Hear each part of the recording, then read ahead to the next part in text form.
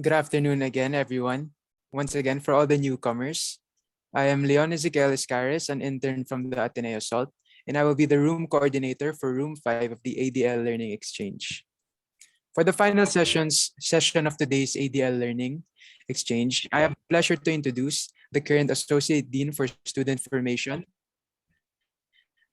Dr. Leland Joseph de la Cruz. His sharing will highlight the different things he did in order to maximize the uses and functions of Ateneo's online learning platform Canvas. Dr. Leland de la Cruz, the floor is now yours. You may now. Hello, everyone. Good afternoon. I'm Leland de la Cruz, Associate Dean for Student Formation at Ateneo de Manila. But I also teach at the Development Studies program. And last year, I taught two subjects in the first sem, second sem. The Both of them are theory courses. No? This is very different when you're talking about finance or accounting. It's a very different. So the first sem course was a quarterly course that ran for about 7 weeks. And the second sem course was a semestral course that ran for about 16 weeks. Let me just say from the onset that if you have any questions, comments, or reactions while I'm presenting, please feel free to engage me on chat. Okay, I actually prefer that. All right. Just some really basic points. And this is a very practical presentation, how to use Canvas. For me, medyo kontra dun sa sinabi ni Rodan. For me, in an online learning environment, structure is best. I like it best when I can afford, when I can give students symmetry, a certain predictability. That's why I like my first SEM course best. I think one of my students is here. It looked like this. No, this is the first 2 weeks, and this is the last 4 weeks. No, so it's perfectly symmetrical. Students knew that every TTH we have a session where I'll be giving inputs on different topics, and then every Wednesday there is a discussion. No, but ganon kasi yung Wednesday parang consultation hour yan. So the way I set up the class, the students could choose between synchronous or asynchronous. So if they wanted the inputs live, they came to class every TTH 5 to 6:30. And then if they wanted it not live, then they could just watch the video after the class, which would be uploaded on the Google Drive by 8:30 p.m. So this is the Google Drive. I'm sorry, this is the canvas. So I'd say here that the video is already available. And then just click on that and the video will be there. Okay, so they can watch it at any time. Actually, ang advantage no first sem class ko, I ran a certificate course. And that certificate course, I used the videos there for the class. No? So they had the choice, attend my live session or watch the video of the certificate course, which would essentially have the same coverage. Of course, I had the benefit of using the certificate course, but now that I've taught for 1 year and I will be teaching the same subjects this year, the videos of last year's courses will now be videos I can use for my courses this coming year. No? So the students can rely. So the promise I gave them was that, okay, if you want to do synchronous, just come to the class each 5 to 6:30. But if you want to do asynchronous, you can just watch either the pre-recorded videos or you can watch the videos that I upload from the synchronous class. Now, for those who did asynchronous or for those who really just want additional input, I use one of my consultation hours. I'm sorry, readings are all in the Google Drive, by the way. Okay, I use my consultation hour from Wednesday 5 to 6 for a synchronous discussion. And really the target here will be the students who opt to watch the videos at their own time. No? So if they don't want to attend the 5 to 6:30 session, okay lang. Just a little bit of trivia. The performance of both synchronous and asynchronous students were essentially the same. I mean, there was no significant statistical difference between the two. Okay, so you have people who did not attend a single synchronous input who did really well. And you have people who attended all the synchronous inputs who did really well. And also for those who didn't do well. Did I conduct synchronous sessions every week? I conducted synchronous sessions every session. So my class was TTH 5 to 6:30. I showed up at 5 to 6:30 every TTH, right? And at least half the class would be there. Of course, at the start, mga 90%. The synchronous discussion will also be uploaded on the Google Drive. And then announcements are posted every 8:30 p.m. Ito yung structure. 8:30 talaga. Even if I finish the announcement before 8:30, I will post the announcement only at 8:30 so that my students have a certain sense of predictability. Si Sir's announcement will come out at 8:30. No? And to my credit, I only missed 1 or 2 announcements. Nakalimutan ko mag-post. Okay, so they click on this and then they go to this. By the way, there's also the audio-only version and some of my students did that. Not the video but the audio only para medyo mas low res. And then the page will also have the readings, links to the readings. For example, you click on this, it goes to the reading. So that single page has all that they need. No? Everything that they need is in that page. So they can go to the reading here. And then here, if they have questions, they can put, some of my students, this is not required. This is purely out of their own curiosity so that they post certain discussions here. Recitation for me is optional. It can pull up their grade. They can opt to have it credited. And then there's a Google form here where they can ask questions if they're shy. So they can ask questions anonymously. Okay. So tapos if they ask an anonymous question, I answer it on this page also. Okay, so these are their questions. These are my answers. Okay, so for me, this was the perfect course, no? Parang perfectly structured, perfectly symmetrical, very predictable. But when I got to the first sem, I'm sorry, isa pa pala, exam every 2 weeks. No? So alam nila, 2 weeks of inputs, exam after that. And this will be group oral scheduled as outside class time. It will last for about a week. The schedules will be about 1 week. So 2 weeks input and then exam, 2 weeks input exam. So that kind of structure I think really helped kasi they knew what to expect from the course. If you can't have a perfect structure, at the very least reduce uncertainty. And what do I mean by this? For me, my own bias is put everything on Canvas. Put out everything in the syllabus and everything on Canvas right away. So they know what to expect. So this is a sample of my second sem course. So everything is already here on day 1. It's also easier for me so I don't have to keep putting up materials, or I forget to publish the material. So when they get into class, andyan na lahat. Okay, everything is there. Even the readings for the assessments are all there. Okay, from the very start of class. So matrabaho talaga siya before the class starts. But it's worth it because when the class starts, halos wala ka nang gagawin. Tuturo ka na lang. And then if you change anything on Canvas, let them know. In the intersession last year, students were scrambling to figure out what teachers changed on Canvas. Ako, what I did was, every time I changed anything on Canvas or I changed anything on the schedule, I'd let them know through an announcement, which I also post every day at 8:30 p.m. So ito yung mga announcement ko. Ito yung nangyari dito, parang classes were postponed by about a week. So I had to scramble everything. So I just gave announcements on the adjustments I made. Okay. Other points, so structure, if not structure, reduce uncertainty, put everything so that they know when everything will be. Use the Canvas calendar, please, and pakiusap sa lahat ng teachers, please do this. This is the Canvas calendar. This is my first sem course, and this is my Canvas calendar for the first sem. So everything is already here in the Canvas calendar. Why am I begging teachers to do this? Because this is the calendar from my point of view.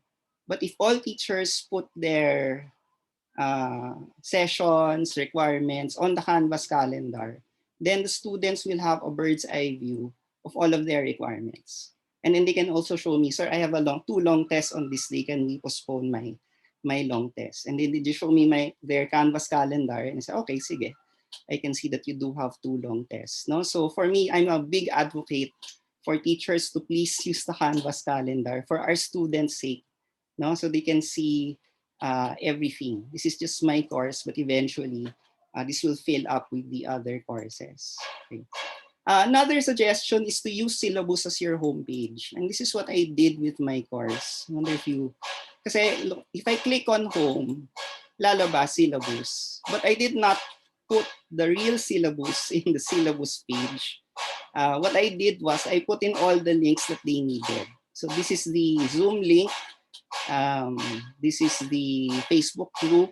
This is the, if they want to go to the syllabus, they just go to this link on the complete syllabus. And then here they'll have the syllabus broken down into parang digestible posts. You know. If they're not text people, their video, I made a video on how I organize Canvas. Okay, so it's there. And then other stuff here. Why do I say use the syllabus page? Actually, the main advantage of using the syllabus page as your home page is that if you scroll down and you use the calendar also, the core summary will be here. So the students can see all of your sessions and all of your requirements. There will be a calendar here. It's only in the syllabus page that this happens. Okay, that's why I use the syllabus page so that the students can see, okay, what's next, okay, on our class calendar. Okay, what else? Okay, all essential links are in that homepage. The calendar is at the bottom.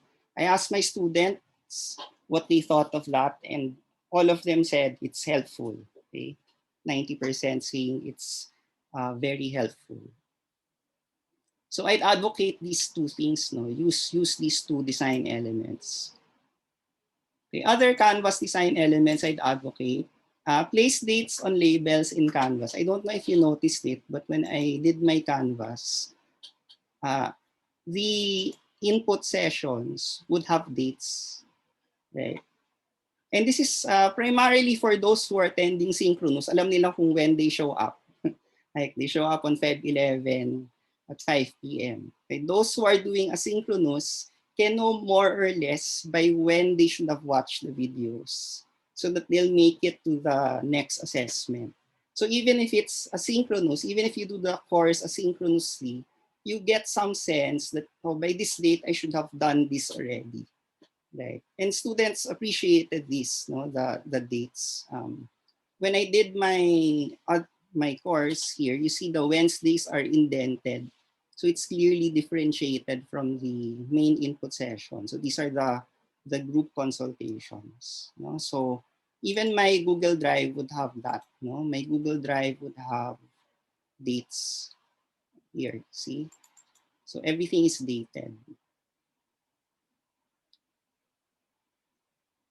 Right. It's work before the class itself, but the students really appreciate the work that you put in it. So wala na silang tanong eh. Parang okay, this is the reading for 216. These are the slides for 216 and 218. This is the video of that class. No, it's all there. It's all arranged according to dates. No? So hindi na magkakalituhan. And you know, the students found this very helpful, particularly on Canvas. I'm not sure why Canvas was more helpful than Google Drive. I think they got their information primarily from Canvas and not indirectly through Google Drive. And then the last point is for Canvas is use discussions for everything.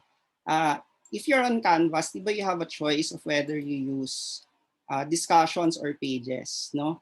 I use discussions only. And the reason why I use discussions is because discussions allows students to react. pag page kasi, di ba there's a difference in Canvas between page and this discussion. Pag page, they can't react to it. So in all of my posts, except for assignments, it's all discussions, right? So they can react to anything that I put in the session. Okay, this is the last slide before the summary.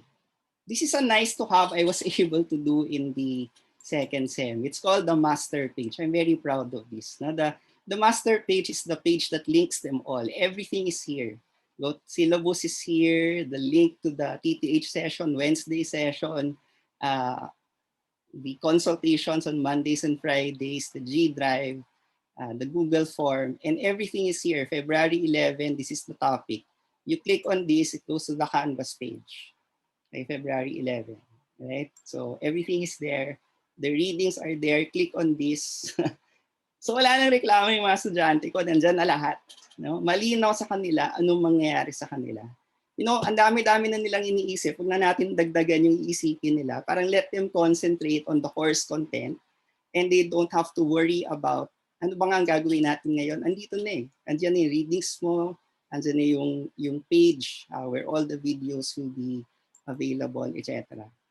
And then one last point is build in flexibility. Especially in the first semester, be prepared to lose about 2 to 3 class days.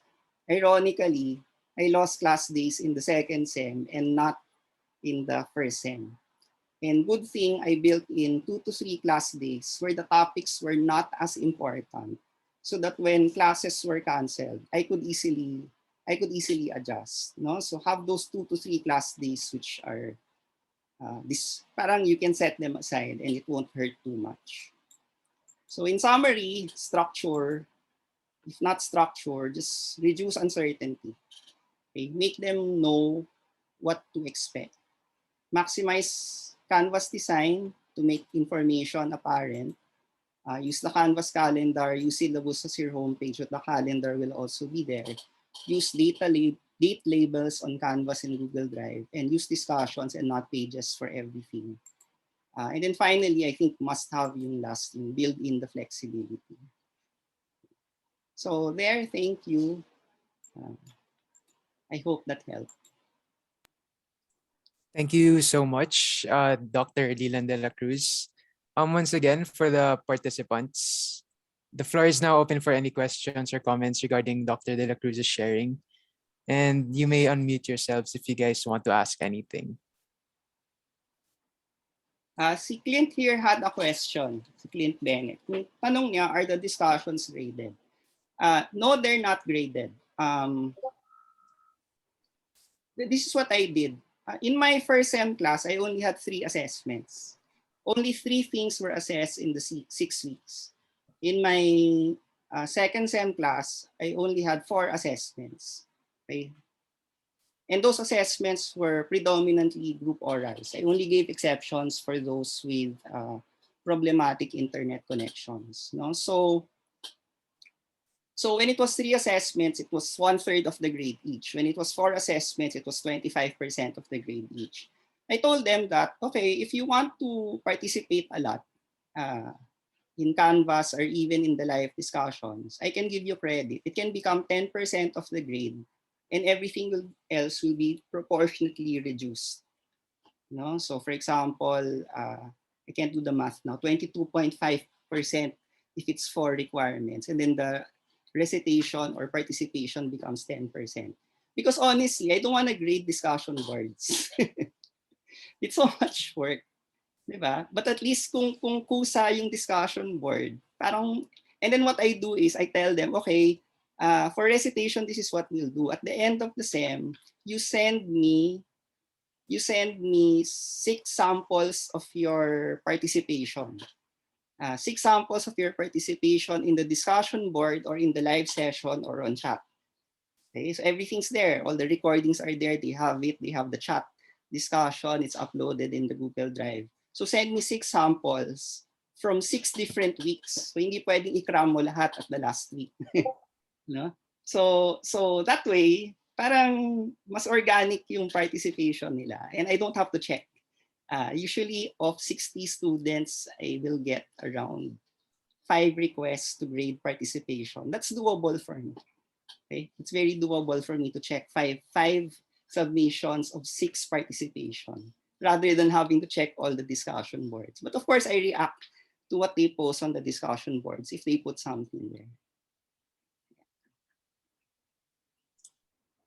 We have one question from Emily Tan Yeah. regarding recitation. If recitation is not graded and students don't attend sync sessions and don't participate in asynchronous discussion boards, what suggestions do you have to encourage students learning from peers in the course? Learning from peers. I'm sorry. Yeah, learning from peers. What I do is group orals. What I do is, well, first I encourage chat. No, I encourage chat. So I think a lot of the students learn from their peers through the chat function. What I do with chat is I really react to the chat. No, like I try to do in this particular session. That way, it encourages more chat.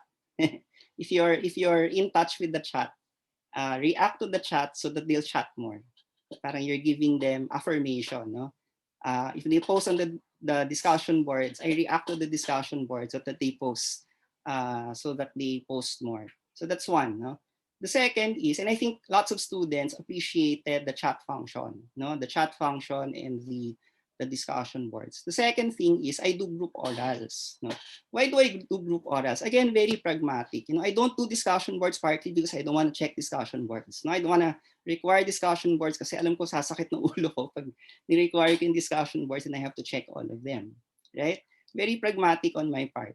Okay, 3 assessments, kaya ko yan. 4 assessments, kaya ko yan. Anything more than that, di ko na kaya. Right?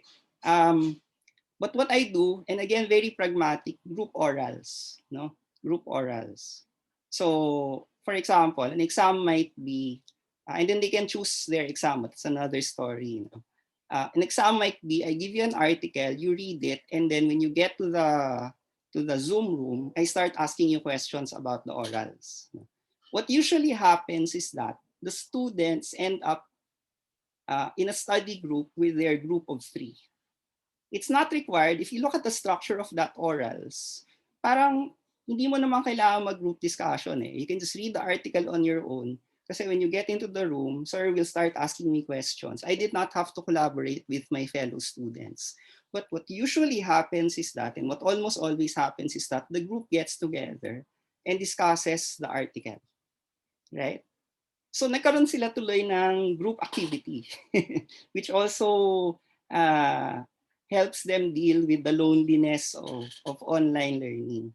Some students have become really good friends because they went through all the assessments together. They did not know each other before the assessment, but because they went through 3 or 4 assessments with me, they became the best of friends after everything. Okay. What are your thoughts on grade inflation? And did you experience this in your courses? Yeah, there was a bit of grade inflation, particularly in the first semester. And part of the reason for the grade inflation is that I adjusted my grading system, not because of the online environment, but because I just wanted to. It used to be 0 to 5. I just adjusted it to the Ateneo 0 to 4. And because of that, the grades went up. No? So what I did in the second sem was to not curve up, not to round up the grades. And that made the distribution a bit more normal. But one thing I noticed is that I think that online the students do better than face to face. And I think part of the reason is that I upload the videos of the classes and they review the videos. Okay, they review the videos, which they can't do in a face-to-face environment. No, pwede nilang balikan yung mga video. Ano yung sinabi ni Sir tungkol dito? Yan, babalikan nila. So I think they learn better in this online environment. Sabi ko nga, kung mag face-to-face tayo, how do I replicate this videoing, no? So that they can have access to that also, even if we're face-to-face. Is the master page something you created in Module 1? Yes. So when they come to class, it's already up. There's no master page feature in Canvas. Tsatsagain mo yan. Iisa-isin mo yung mga hyperlinks to the... Can the Canvas calendar be synced with our Google Calendar? Galvin, I don't know the answer to that. I don't think so. All right. Yes, you can. You can. Yeah. All right. That would be If great. you go to the Canvas calendar, on the lower right corner, there's a link there that says calendar feed. So when you click that, you can actually get a link. And then you can, when you click on that link and then you're logged onto your Gmail, it will add to your Google Calendar. Yeah, please do that for our students' sake. I think they will really appreciate it if you do that. Should I go on, Leon? There are a few more questions here. We have 5 more minutes and meron po from Sir John Abletes. How do you deal with readings? Parang there is a library policy regarding copyright preventing us from posting scanned readings directly on Canvas. Yeah. Yeah, you know what I do? Parang my philosophy there is if it's one chapter, okay lang yan. And I really don't go beyond one chapter per reading. No? It's just like, di ba, when we're face to face, our students photocopy the readings anyway. So for me personally, one chapter okay lang. Put it there para walang hassle sa mga estudyante. It's not never an entire book that's put up. Yeah. Another from April Capili. She doesn't completely understand what you said about using discussions rather than pages. Could you please return to that and explain it a bit further? Okay. Sige, while I set that up, I'll just go to a comment here about the Facebook group. Actually, it's just for quick announcements, you know, for example, kasi students are faster on Facebook than they are on Canvas. So for example, if for any reason I have to be absent, I just post on Facebook usually rather than Canvas that I'll be absent. Kasi mas responsive sila sa Facebook eh. And usually when I'm setting up the class, I use the Facebook group to refer them to certain things on Canvas. The other advantage of Facebook for me is when I see articles that are interesting on Facebook, I put them in the Facebook group. Okay, regarding April's question. For example, di ba, you wanna put something new. Okay, let's say a new topic or a new session. Di ba, you press plus here. Then you have a choice between discussion or page. This is what I'm saying. Choose discussion always. Okay, choose discussion. Do not choose page. Because page is very limiting. Students cannot interact with the page, but they can always interact with a discussion. Okay, that's the context of what I'm saying about pages and discussion. Okay. Can you flash the master page again? Sure. The master page. I tried to do this in the first sem pero wala akong oras. Yung first sem talaga naghahabol ako. But in the second sem, I had more leisure time. So it looks like this. Nakakabaliw lang if schedules change, then I have to change the dates here, yung pag nag-cancellation of classes or unexpected holidays. So everything's here. Right. Ang kulang lang dito na hindi ko na nagawa, hindi ko nalagay yung videos, yung after the class, yung post-class processing. But the thing is that they can just click on this. And if they click on that, it will have access to the video, the audio only, the slides and everything else. No? So this is in the entire course. In fact, they can forget about everything else. And just have a copy of this. And that's it. That's all they need for the course. No, that's all they need to follow the course.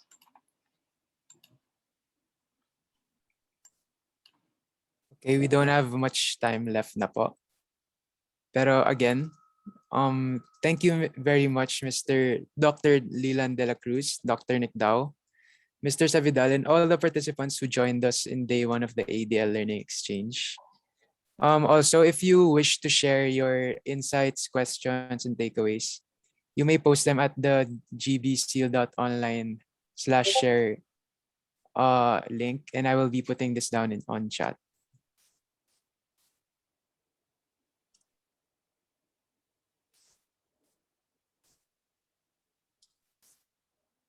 Again, thank you for everyone who joined us in day one of ADLLX, and I hope you guys can attend the next ones in the coming days. Thank you. Thank you, everyone. Thank you, Sir Leland. Thank you, sir. Thanks, everyone. Take care. We'll see you next Wednesday. Thank you, everyone.